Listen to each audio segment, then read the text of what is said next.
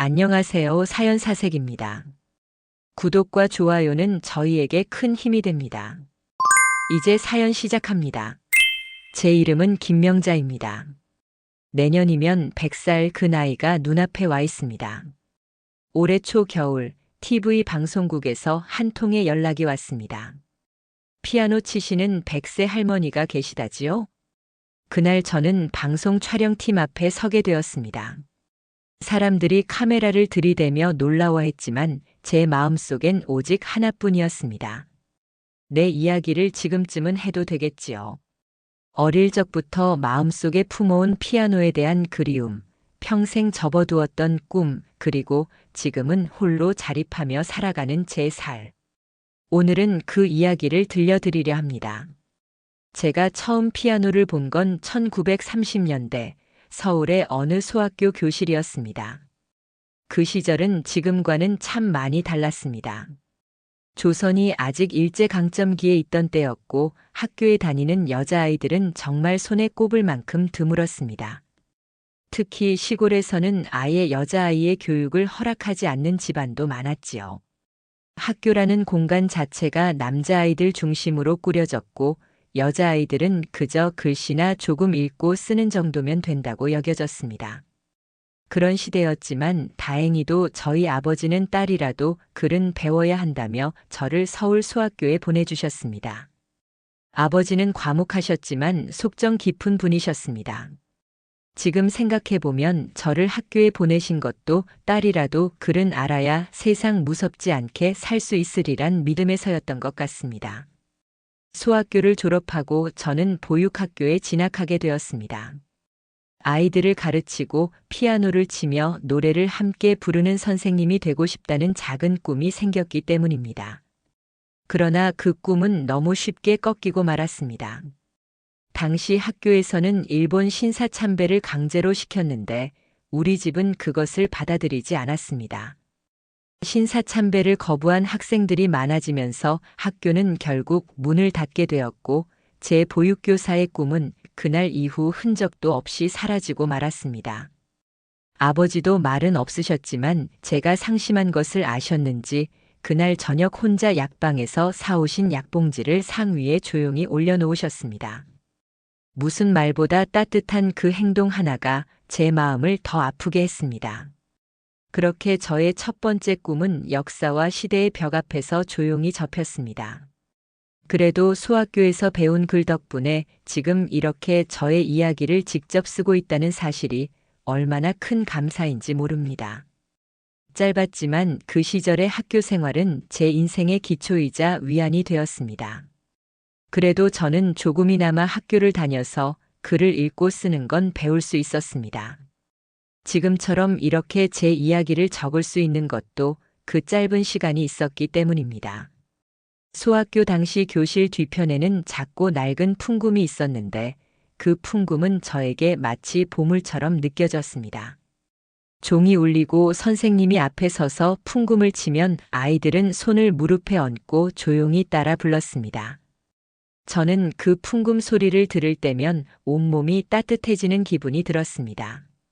그 나무 건반 위로 움직이던 선생님의 손, 그 손끝에서 퍼지는 멜로디는 어린 제 마음에 무언가를 심어주었습니다. 언젠가 나도 저 소리를 만들고 싶다. 하지만 그 시절은 그리 녹록하지 않았습니다. 집안은 가난했고 저는 7 남매의 맏딸이었습니다. 어린 동생들 도시락을 싸고 약방에 들러 어머니 약을 타오며 하루하루를 보냈습니다. 제겐 음악은 사치일 뿐이었습니다. 한 번은 청소 당번도 아닌데 일부러 남아 풍금 앞에 앉아봤습니다.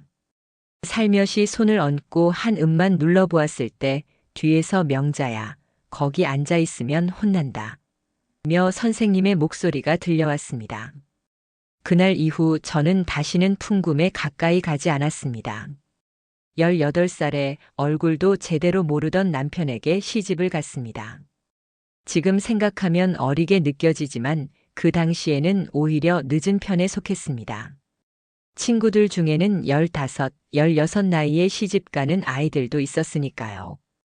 그 시절은 여자는 일찍 시집가야 복이 있다는 말이 당연하게 여겨지던 때였습니다. 저는 결혼 후 남편과 함께 서울 변두리에 작은 방을 얻어 살았습니다. 남편은 목공소에서 일하며 하루하루를 열심히 살았고, 저는 매일 아침 우물에서 물을 깃고 연탄불을 피우며 하루를 시작했습니다. 1950년대 전쟁 직후의 서울은 참혹했습니다. 길에는 군복을 입은 사람들이 오가고 밥 대신 보리개떡을 먹으며 하루를 버티던 시절이었습니다. 무너진 담벼락 사이로 아이들이 뛰어다니고 쌀이 없어 강냉이죽으로 허기를 달래던 그 시절. 우리 부부는 작은 방 하나에서 처자들을 낳았습니다. 아기는 포대기에 싸서 등에 업었고 저는 그 상태로 전차를 타고 종로시장에 나가 미숫가루며 해초를 팔았습니다. 겨울엔 동태를, 여름엔 얼음을 넣은 식혜를 담아 팔기도 했습니다. 힘들었지만 그렇게 벌어서 아이 입에 밥을 넣을 수 있다는 것만으로도 감사했습니다. 라디오는 없었고 집에 시계 하나도 없이 살았습니다. 그 시절 피아노는 상상 속에나 있는 물건이었죠. 하지만 마음 한구석에는 늘 그 풍금의 소리가, 그때 그 손끝에 따뜻한 진동이 희미하게 남아 있었습니다. 결혼 생활은 말 그대로 고단한 하루하루의 연속이었습니다. 남편은 참 성실한 사람이었습니다. 말이 많진 않았지만 언제나 새벽같이 나가 가족을 위해 일했습니다. 하지만 운명은 너무도 가혹했습니다. 남편은 저희 막내딸이 중학교에 들어가기도 전인 제 46 되던 해에 세상을 떠났습니다. 지금 맹장염은 아무것도 아니었지만 그땐 갑작스러운 병이었고 병원 한번 제대로 못 가본 채 손을 잡아볼 시간도 없이 그렇게 갔습니다. 그날 이후 저는 7 아이의 엄마이자 가장으로 살아야 했습니다. 장례식을 마치고 돌아온 날 밤 불 꺼진 부엌 한켠에 앉아 조용히 울었습니다. 이 아이들을 어떻게 키워야 할까 막막했지만 울 시간조차 아까운 현실이었습니다. 다음 날 새벽 저는 다시 시장으로 나갔습니다. 주먹밥을 챙기고 어깨엔 물건 담은 바구니를 들고 겨울이면 손이 터져 피가 나도 물에 손을 담가야 했습니다. 그 시절엔 하루 벌어 하루 먹는 삶이 전부였기에 피아노 생각은 꿈도 꿀 수 없었습니다. 그저 아이들이 병치레 없이 자라주는 것, 하루 세끼 굶지 않게 해주는 것이 저의 전부였습니다. 그렇게 세월은 흘렀고 손자 손녀들이 태어났습니다. 그제야 문득 잊고 살았던 피아노의 기억이 어느 날 꿈속처럼 아지랑이처럼 다시 떠올랐습니다. 그리고 19년 전 어느 날 70이 넘어서 시장 귀퉁이에서 낡은 전자 피아노를 보게 되었습니다. 작은 가전 가게 앞에 전시되어 있었던 그 악기, 저는 발걸음을 멈췄습니다. 비닐이 덮여 있었지만 건반 사이사이가 저를 부르고 있는 것 같았습니다. 이제 와서 무슨 피아노냐 싶었지만 그날 저는 결국 그 피아노를 손에 넣었습니다. 그리 넉넉하진 않았지만 제 평생 처음 사본 내 물건이었습니다. 그날 이후 매일 아침 저는 손끝으로 한 음 눌러보며 악보를 읽고 귀로 익히며 독학으로 피아노를 배웠습니다. 어려웠지만 행복했습니다. 아이 때 접었던 꿈을 다시 펼쳐내는 기분이었습니다. 지금 저는 혼자 살아갑니다. 아이들은 모두 나이를 먹었고 저보다 아픈 자식도 있습니다. 예전엔 둘째 딸이 함께 살자 했지만 제가 고사했습니다. 나는 아직 지팡이 없이 걸어다니고 밥도 해먹고 머리도 묶을 수 있으니 혼자 살아도 되라며 말했지요. 혼자라는 것이 무섭지 않냐고요? 그보다 스스로를 돌보지 못하게 되는 것이 더 두려웠습니다. 혼자 사는 것이 외로운 것은 크게 문제가 아니었죠.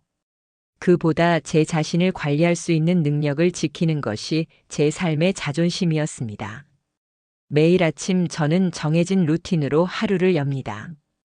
일어나자마자 식용유를 한 모금 입에 머금고 조용히 입안을 헹굽니다. 처음엔 누가 알려줘서 시작했지만 몇 년을 그렇게 하다 보니 입이 개운해지고 시큰거리던 잇몸도 좋아졌습니다. 의사도 놀랄 정도로 저는 아직까지도 자연치를 유지하고 있습니다. 그저 오래 살아서 그런 게 아닙니다. 스스로 돌보는 작은 습관이 만들어준 결과인 것 같습니다. 입안을 정리한 뒤엔 소금을 살짝 탄 따뜻한 물로 눈가를 닦아냅니다. 그리고 거울 앞에 앉아 머리를 매만지고 립스틱을 꼭 바릅니다. 늙어도 여자는 여자입니다. 흐트러진 머리, 거칠어진 입술을 그대로 두면 마음도 금세 흐려지는 법이니까요. 누가 보지 않더라도 저는 매일 제 삶에 예의를 갖추고 싶습니다. 그래서 저는 오늘도 감사하는 마음으로 하루를 엽니다. 그렇게 하루를 정리한 뒤 저는 피아노 앞에 앉습니다. 찬송가, 옛날 가요, 클래식, 동요 때로는 영화 음악도 모두 제 손이 기억합니다. 악보는 보지 않습니다. 귀로 듣고 손으로 느낍니다. 피아노 앞에 앉아 있는 그 시간이 하루 중 가장 고요하고 따뜻한 시간입니다. 얼마 전 또 TV 방송국에서 저를 찾아왔습니다. 이 나이에 피아노를 독학하셨다고요? 기자가 물었습니다. 촬영 당일 조명과 카메라, 마이크가 제 작은 방을 가득 메웠습니다. 그날 저는 새하얀 블라우스를 입고 조끼를 입고 정성껏 머리를 묶었습니다. 리허설 없이 그냥 조용히 피아노 앞에 앉았습니다. 그리고 제가 가장 좋아하는 곡을 쳤습니다. 뒤에서 숨죽인 스태프들이 제 연주가 끝난 뒤 조용히 박수를 쳤습니다. 며칠 후 동네 경로당에서 작은 연주회를 열었습니다. 사람들은 제게 할머니, 떨리지 않으세요? 물었지만 저는 그저 손끝을 건반에 얹고 조용히 시작했습니다. 누군가는 제 연주에 맞춰 눈을 감았고 누군가는 핸드폰을 꺼내 촬영을 시작했습니다. 연주가 끝나고 박수가 터졌습니다. 그중 한 어르신이 제 손을 꼭 잡고 말씀하셨습니다. 명자 씨, 당신 덕분에 오늘 마음이 따뜻해졌어요. 그 말에 저는 괜히 눈시울이 붉어졌습니다. 그날 밤 집에 돌아와 가만히 앉아 있는데 문득 이런 생각이 들었습니다. 내가 이렇게까지 살아온 이유가 뭘까? 그건 어쩌면 단순했습니다. 누군가에게 작게나마 따뜻함이 되고 싶었던 것. 그리고 무엇보다 나 자신을 잊지 않기 위해서였죠. 저는 그렇게 살아왔고 또 앞으로도 그렇게 살고 싶습니다. 이 모든 것은 저 자신을 위한 작은 예의이자 습관입니다. 나이가 들면서 어느 순간부터는 자기 자신을 돌보지 못하면 남에게도 민폐가 된다는 생각이 들었었습니다. 그래서 저는 내일도 모레도 나를 지키는 마음으로 하루를 열 것입니다. 제가 피아노 앞에 앉는 이유는 단지 음악 때문만은 아닙니다. 그 시간만큼은 제가 여전히 살아가고 있다는 걸 확인하는 시간입니다. 건반 하나하나를 누르며 나는 아직 나다라고 말하는 시간입니다. 이제라도 제 이야기를 나누게 되어 감사합니다. 그리고 오늘도 저는 조용히 건반 앞에 앉습니다. 시간이 허락된다면 그날에도 아마 저는 여전히 그 자리에 앉아 있을 겁니다. 내 삶을, 내 꿈을, 그리고 내 마음을 작은 소리로 이어가는 사람으로 말입니다. 여러분, 오늘 이야기 잘 들으셨나요? 공감이 간다면 꼭 좋아요와 구독 눌러주시고요. 이런 비슷한 사례가 있다면 댓글로도 알려주세요. 많은 분들에게 즐거움과 희망이 될 것입니다.